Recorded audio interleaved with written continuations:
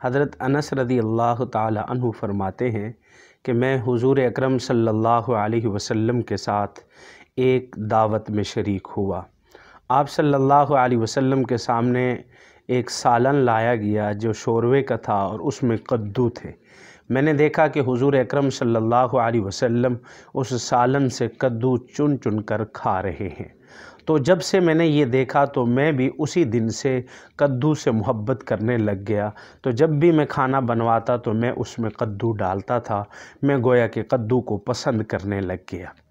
اور اسی طریقے سے حضرت جریج سے روایت ہے، وہ فرماتے ہیں کہ میں نے عبداللہ بن عمر رضی اللہ تعالی عنہ سے پوچھا ہے کہ میں نے کہا کہ اے عبد الرحمن، میں آپ کو 4 چیزیں ایسی کرتے ہوئے دیکھتا ہوں جو میں نے آپ کے ساتھیوں کو کرتے ہوئے نہیں دیکھی۔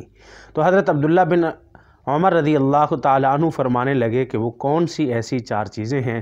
تو انہوں نے کہا کہ پہلی تو یہ ہے کہ جب آپ بیت اللہ کا طواف کرتے ہیں تو میں نے آپ کو 2 یمانی رکنوں کو استعلام کرتے ہوئے دیکھا ہے، جبکہ میں آپ کے ساتھیوں کو نہیں دیکھتا۔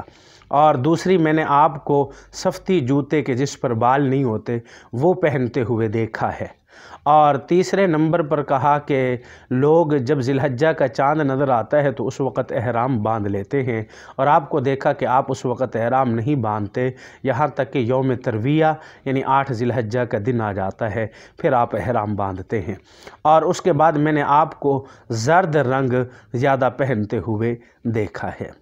تو حضرت عبداللہ بن عمر رضی اللہ تعالی عنہ فرماتے ہیں کہ ہاں، میں یہ چیزیں اس لیے کرتا ہوں، میں طواف کے دوران ان 2 رکنوں کا استعلام اس وجہ سے کرتا ہوں کہ میں نے یہ رسول اللہ صلی اللہ علیہ وسلم کو کرتے ہوئے دیکھا۔ اور میں یہ سفتی بغیر بال والے جوتے اس لیے پہنتا ہوں کہ میں نے رسول اللہ صلی اللہ علیہ وسلم کو یہ پہنتے ہوئے دیکھا ہے۔ اور یوم ترویہ کو احرام باندھنا بھی اس وجہ سے ہے کہ میں نے جناب رسول اللہ صلی اللہ علیہ وسلم کو اس موقع پر احرام باندھتے ہوئے دیکھا ہے۔ اور آپ صلی اللہ علیہ وسلم کو میں نے زرد رنگ میں رنگے ہوئے قمیض کو پہنے ہوئے دیکھا ہے۔ تو دیکھیں، ان 2 حدیثوں سے یہ بات ثابت ہوتی ہے کہ کافی سارے اعمال ایسے ہیں کہ جو صحابہ نے صرف آپ صلی اللہ علیہ وسلم کو دیکھ کر اپنائے ہیں، کہ آپ صلی اللہ علیہ وسلم نے وہ فعل کیے ہوئے تھے، ان کو دیکھ کر آپ کے صحابہ نے اس پر عمل کرنا شروع کر دیا ہے۔ تو آج سب سے بڑا مسئلہ بچوں کی تربیت کا ہے۔ ہر صاحب چاہتا ہے کہ میرے بچے اچھے بن جائیں اور آئیڈیل بچے ہونے چاہیے، اور میں ان کے لیے ایک آئیڈیل باپ بن جاؤں۔ تو اس کے لیے آپ کو شریعت مطہرہ پر عمل کرنا ضروری ہوگا، یعنی آپ لوگوں کو بھی جو عادات آپ اپنے بچوں میں ڈالنا چاہتے ہیں، پہلے وہ عادات آپ کو خود اپنانا ہوں گی۔ اگر آپ چاہتے ہیں کہ میرا بچہ نمازی بن جائے تو بچے کے نمازی بننے سے پہلے اپنے آپ کو نمازی بنانا ہوگا۔ اگر آپ چاہتے ہیں کہ میرا بچہ محنتی ہو، اپنے کام خود کرے، تو اس سے پہلے اپنے آپ کو محنتی بننا ہوگا۔ اگر آپ چاہتے ہیں کہ میرا بچہ رات کو جلدی سوئے اور صبح کو جلدی اٹھے، تو آپ کو چاہیے کہ پہلے آپ اپنی عادت ڈالیے کہ آپ خود رات کو جلدی سوئیں اور صبح جلدی اٹھیں۔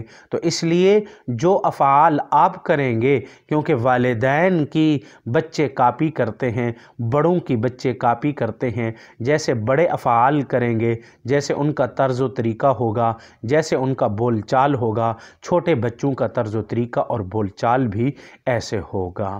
اللہ تعالی ہم سب کا حامی و ناصر ہو۔